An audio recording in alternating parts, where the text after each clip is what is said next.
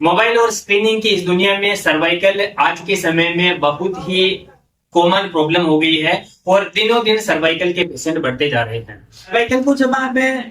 Anatomically समझने का प्रयास करोगे तो आप देखोगे कि स्पाइन के सर्वाइकल रीजन में मौजूद जो वर्टिब्रा है वो संख्या में 7 होते हैं और प्रत्येक वर्टिब्रा के बीच में एक डिस्क मौजूद होती है। सर्वाइकल रीजन में मुख्य रूप से 5 डिस्क होती है और जब ये डिस्क अपने स्थान से खिसक कर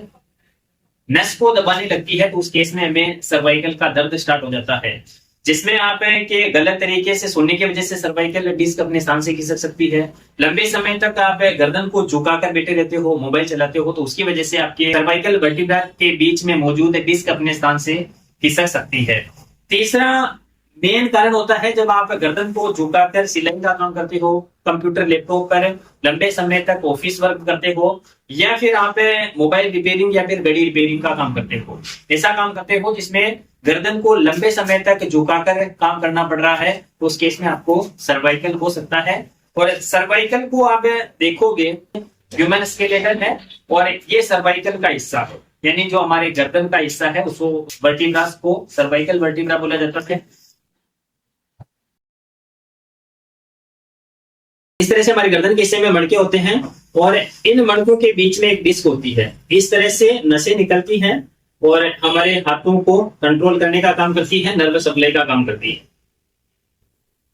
दोनों साइडों में, है ना, इस तरह से।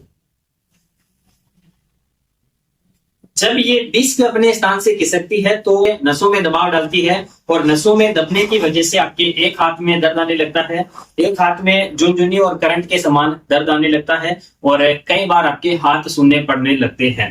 तो इसको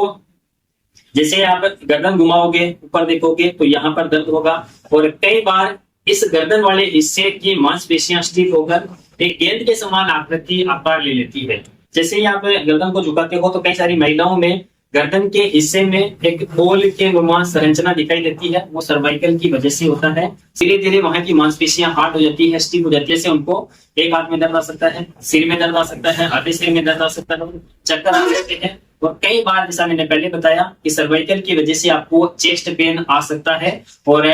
जी घबरा सकता है, उल्टी हो गई जैसा महसूस हो सकता है। जब आप हमारे क्लिनिक पर आते हैं तो हम